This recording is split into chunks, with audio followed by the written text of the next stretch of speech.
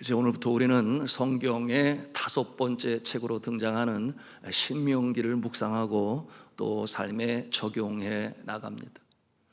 여러분, 이 신명기는 모세가 기록했다 하여 모세오경이라 그렇게 칭하기도 하는데요, 이 모세오경은 특별히 이스라엘 백성들에게 있어서 율법의 근간이 되는 너무나 귀중한 책이라서 그들이 암송하고 또한 애독하고 지금도 진리의 말씀으로 귀히 여기는 책이 신명기입니다. 여러분, 이 신명기, 그러면 이 신명이 무슨 뜻일까, 이런 생각 가질 수 있겠어요. 어떤 분들은 생각하기를 새로울 신자를 써서 새로운 계명 뭐 이렇게 이해하시는 분 계십니다만은 그렇지 아니에요. 여러분, 이 신자라고 하는 것은 아홉째 지지 신자라고 하는데 그 뜻이 다시금 되풀이된다, 그런 뜻을 가지고 있어요. 그러므로 하나님께서 주신 계명이 다시금 되풀이하여 전하는 내용, 그 책이 바로 신명기가 되는 것입니다. 하나님께서는 이 신명기를 통하여 오고 오는 세대에 꼭 지켜야 할 주의 진리의 말씀을 전하고자 하시는 것입니다. 그러므로 이 신명기는 다시금 되풀이되는 율법이다 하여 그 앞서 기록되어진 출애굽기 또는 레위기, 민수기의 내용들이 다시금 등장하고 반복되는 모습을 우리가 볼 수 있습니다. 여러분, 이 신명기의 기록의 배경이 이러합니다. 이스라엘 백성의 출애굽의 지도자였던 모세가 그의 사명을 다 이룹니다.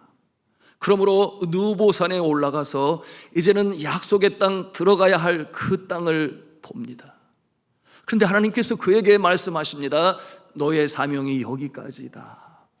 혹시 그 마음이 얼마나 아쉬웠을까, 뭐 이런 생각을 해봅니다만은, 그와 같은 상황에서 이 모세는 두고 가는 이스라엘 백성들, 자신보다 더 사랑했던 이스라엘 백성들이 복되게 살기를 바라는 마음으로 이제 마지막으로 당부하는, 정말 남겨두고 가고 싶은 하나님의 말씀으로 전하는 것이 바로 이 신명기예요.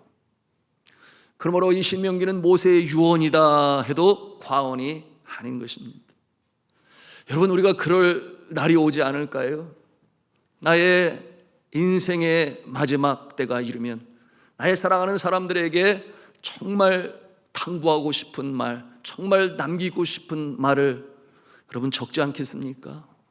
물론 유언으로 남길 수 있겠습니다만 언제 어떻게 세상을 떠난지 알 수가 없어요.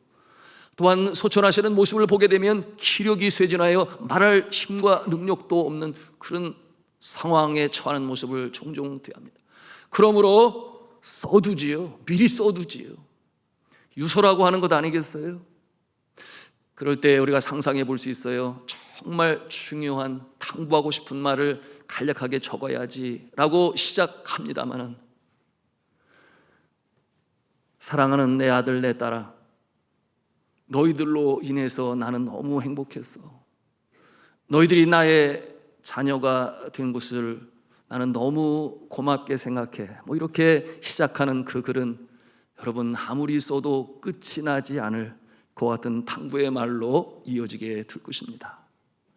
오늘 이 모세는 이처럼 43장이라고 하는 34장이라고 하는 이 긴 장문의 유언으로 이스라엘 백성들에게 전하는 것입니다. 그러나 그 남겨둔 당부의 말씀은 귀하고 또 귀하여 진리의 보고가 되고 그야말로 보물창고가 되었어. 오고 오는 세대에 복된 인생으로 살아감에 있어서 너무나 귀중한 하나님의 말씀이 된 것입니다. 여러분, 이처럼 그의 후손들이 행복하게 잘 살기를 바라는 마음으로 적은 이 신명기, 우리는 그와 같은 감정을 가지고, 느낌을 가지고 이 말씀을 함께 묵상해 나가야 하겠습니다. 모세는 지나온 날들을 언급을 해요.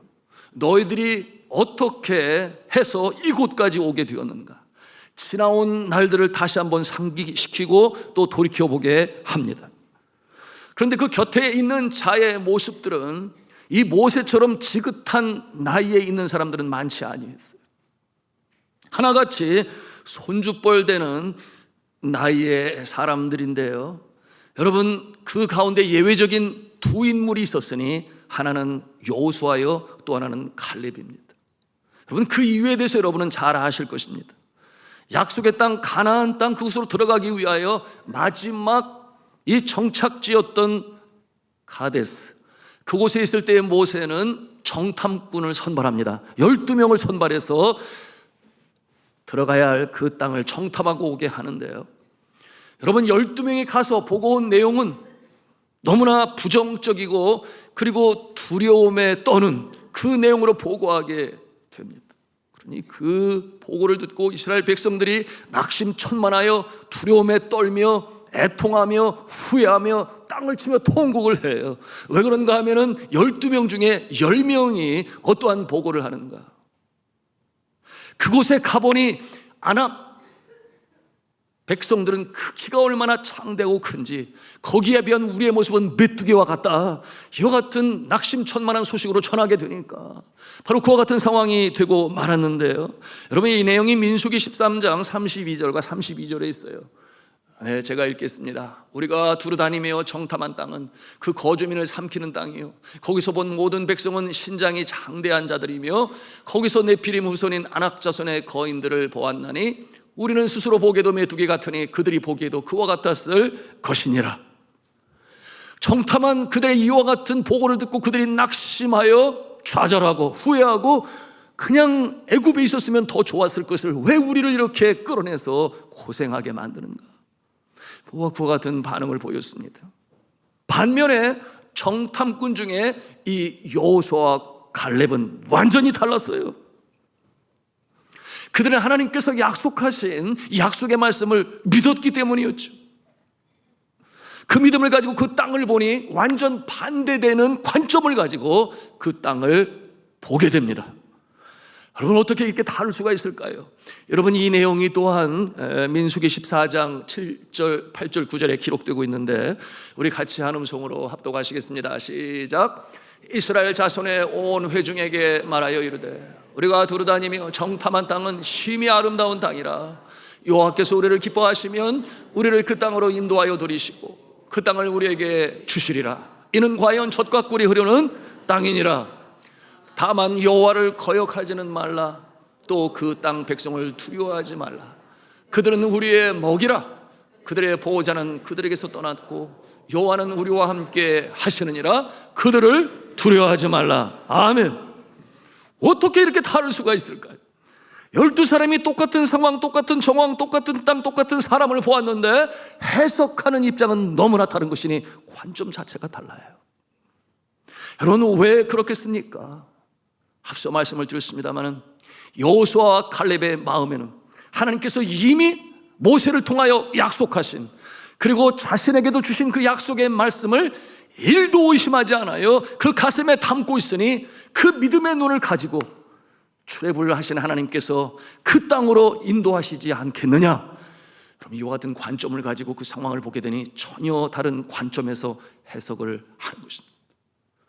여러분, 이와 같은 모습은 우리의 삶 가운데도 적용이 되어야 하는데요, 여러분, 이 세상에 되어져가는 모습을 바라보고 해석하는 여러 관점들이 있습니다. 그런데 분명한 것은 우리 믿음의 사람은 성경적인 관점을 가지고 성경이 해석의 툴이, 이 통로가 되었어.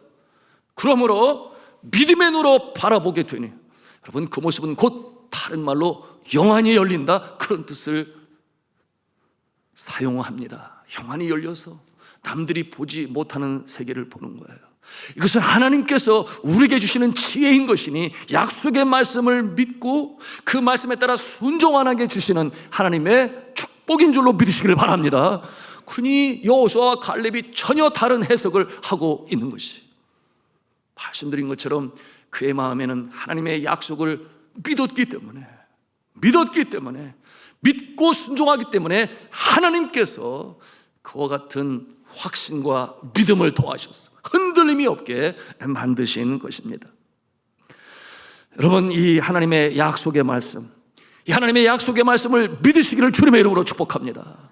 믿는 자에게 놀라운 역사가 나타나는 것이고, 믿는 자에게 하나님께서 그 믿음을 보시고 역사를 이루어 가시는 것이죠.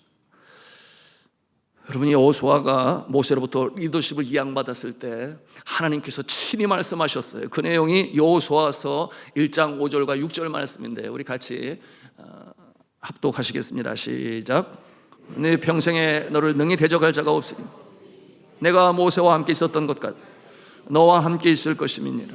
내가 너를 떠나지 아니하며 버리지 아니하리니 강하고 담대하라.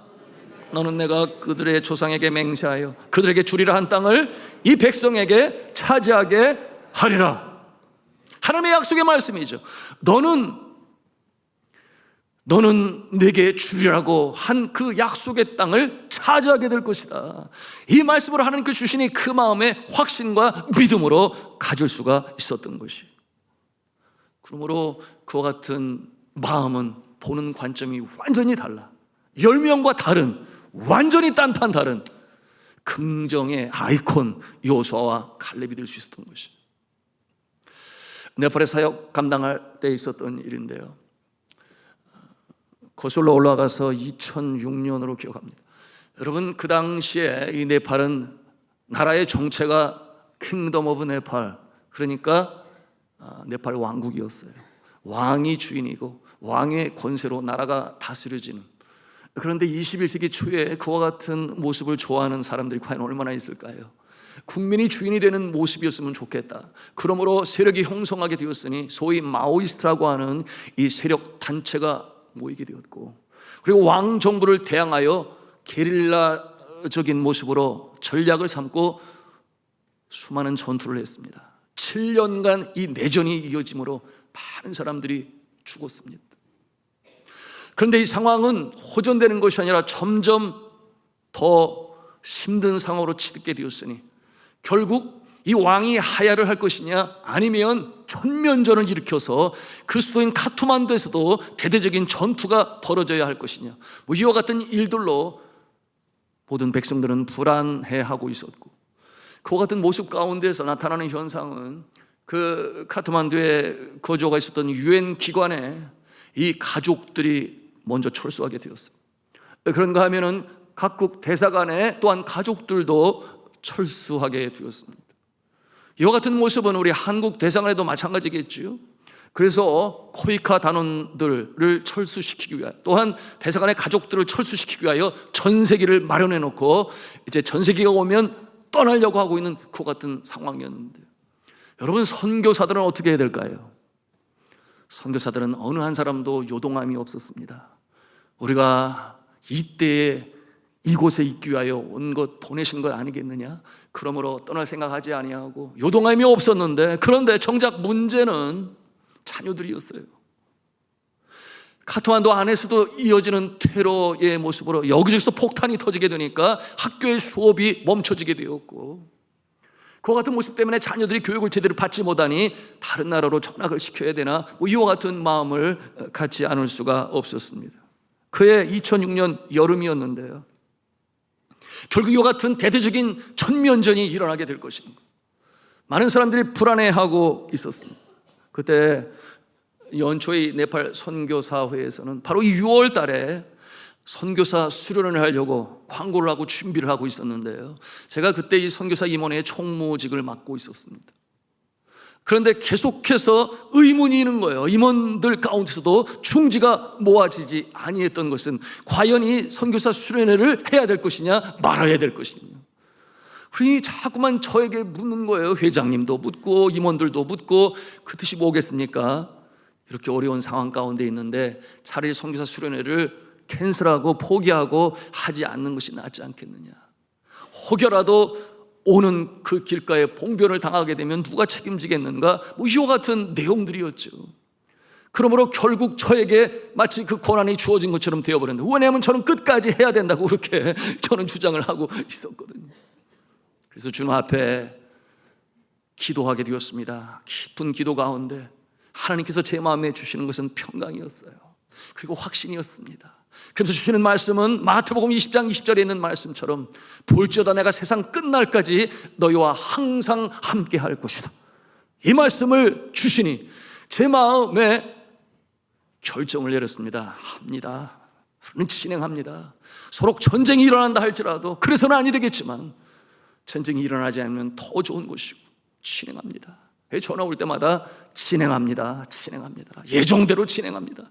그렇게 했는데요, 그때 그 상황이 어려운 가운데서 제가 강사님 두 분을 섭외하게 되었어요.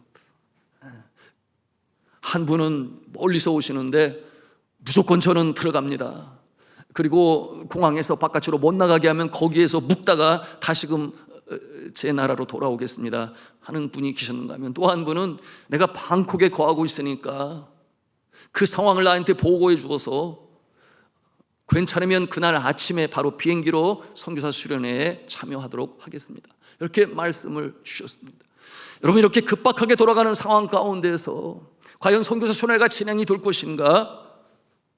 그 전날 밤 12시에 라디오와 텔레비전을 통해서 그 나라의 왕이 이제 국민들을 향하여 이제 담화문을 발표하는데, 왕이 뭐라고 그랬는가? 제가 하야하겠습니다. 제가 자리에서 내려가겠습니다. 이제는 국민들이 이 나라의 주권을 갖고 행복한 나라 되기를 바랍니다. 용단을 내리고 내려가게 되었으니, 여러분, 그날 밤에 그 함성 소리가 카트만두를 흔들었어요. 그리고 많은 국민들이 길거리에서 쏟아져 나왔습니다. 그 날을 통하여 이제 왕정에서 민주주의 국가가 되는 참으로 역사적인 날이 되었는데요, 여러분, 그렇게 되니까 그 다음날 치러지게 될 이 선교사 수련회가 잘 됐을까요? 너무나 잘 됐지요. 너무나 감사했지요. 감사했던 이유 중에 하나는 무엇이었는가? 세상에 그 5스타급 호텔인데 뭐 그 전부터 텅텅 비어 있었어요. 그 난리 북새통에 누가 외국에서 들어와서 호텔에 묵겠습니까? 그러니 그 큰 럭셔리한 호텔에 역대 이래 가장 저렴한 가격으로, 역대 이래 가장 저렴한 가격에 맛있는 음식을 먹고 편하게 자고 아예 그냥 전세 낸 것처럼 그 호텔을 다 사용하였으니 선교사님들과 그 자녀들 말입니다. 할렐루야 하면서 너무나 기뻐했는데요, 사랑하는 성도 여러분, 이와 같은 저의 간증을 나누는 것은 우리가 이 세상을 사는 가운데 때때로 정말 이것이냐 저것이냐 결정하기 어려울 때가 있습니다. 여러분, 이와 같은 상황에서 우리는 오늘 여호수아를 통해서, 갈렙을 통해서 배우는 것이에요. 약속의 말씀, 하나님이 주시는 음성을 들으시기를 주님의 이름으로 축복합니다. 하나님께서 우리에게 그 뜻을 보여주시는데, 이미 기록되어진 계시로 주신 말씀을 통해서 우리에게 주시고, 또한 아무에게나 주시는 것은 아니에요. 기도하는 자에게, 신뢰하는 자에게. 누가 기도합니까? 하나님만이 나의 의뢰할 자시오. 그러므로 나의 알량한 지식과 얄팍한 경험을 의지하는 것이 아니라 하나님의 뜻이 어디 있는지 구하는 자에게 주님께서는 말씀으로 응답하시니, 이와 같은 모습으로 결정하고 나갈 때에 놀라운 승리로운 역사가 나타남을 믿으시길 바랍니다.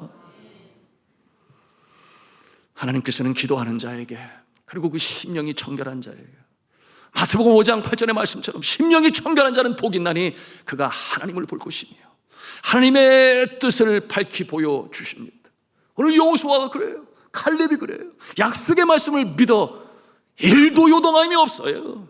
믿음으로 순종하며 전진하는 자에게 이처럼 다른 관점을 주셔서 마침내 승리하고 그 땅에 들어가는 복된 하나님의 종이 될 수가 있었던 것입니다. 결국 약속의 땅 적국 꿀이 흐르는 딸 여호수아와 갈렙이 들어갑니다.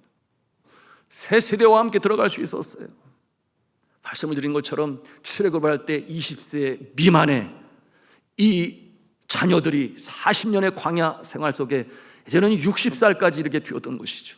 그들과 함께 다음 세대와 더불어 이 약속의 땅 가나안 땅에 들어가는 이 갈렙과 여호수아, 저는 여러분의 모습이 그러시기를 주님의 이름으로 축복합니다. 믿음 가운데 견고 있어서 흔들림이 없어요. 여러분, 세상을 보면, 한눈을 팔게 되면 넓은 길, 넓은 문을 보게 되고, 여러분, 대세라는 것이 무엇입니까? 휩쓸려 들어가게 될 수밖에 없어요. 그와 같은 때에도 두 마음을 품어 정함 없는 자의 모습이 아니라 한 마음을 품어 말씀으로 굳게 서서서 요동함이 없이 전진해 나가시고 약속의 땅에 들어가시는 산돌의 성도님들 되시기를 주님의 이름으로 축원합니다. 그러나 이 갈렙과 여호수아의 말을 믿지 못했던 이스라엘 백성들은 그처럼 후회하고 낙심천만하고 그야말로 하늘이 무너지고 땅이 꺼지는 것처럼 그와 같은 좌절과 절망 속에 임하게 되는 그 모습을 보는 하나님의 마음이 어떠셨을까요? 그 마음에 진노가 입니다. 그러므로 이처럼 그들은 약속의 땅에 들어가지 못해요. 여러분, 무엇을 보여주는 것입니까?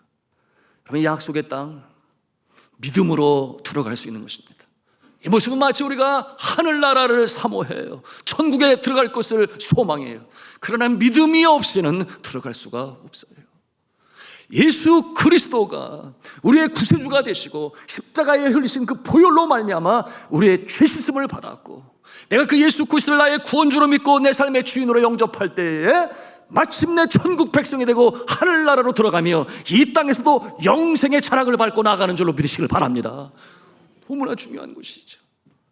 그러므로 성경은 말씀합니다. 믿음이 없이는 하나님을 기쁘시게 하지 못하나니 하나님께 나아가는 자는 반드시 그가 계신 것과 또한 그를 찾는 자들에게 상 주시는 이심을 믿어야 할지니라. 여러분, 믿으시면 아멘 하십시다. 사랑하는 산도의 성도 여러분, 여러분이 이 약속의 말씀을 믿어 또한 믿기 때문에 순종함으로 주님께서 예비하신 이 복된 길, 요단강을 건너 하나님이 예비하신 약속의 땅에 복된 인생으로 살아가시기를 주님의 이름으로 축복합니다.